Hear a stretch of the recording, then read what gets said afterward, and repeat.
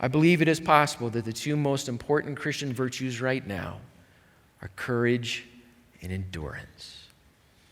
When the world comes to the church and wants the church to change, the world does not want Jesus Christ.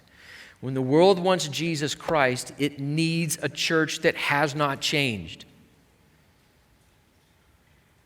Does that make sense?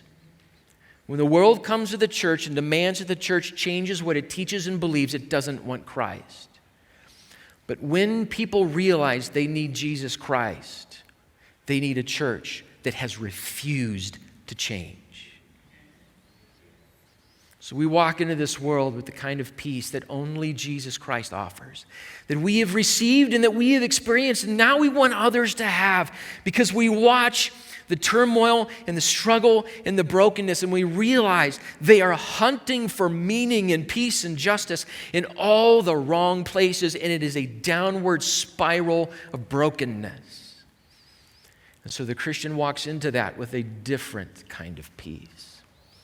The enemy wants to separate us from Christ and the strength that comes from our salvation and our day-to-day walk with Jesus Christ. So he's very good at making us gullible about false gods. But they're powerless. They're impotent. They're blind. They're deaf. They're mute. We can't put our trust in those gods. Oh, people of God, let's put our faith in Jesus Christ. And there, only there will we find our help, and will we find the shield that protects us and keeps us for Christ.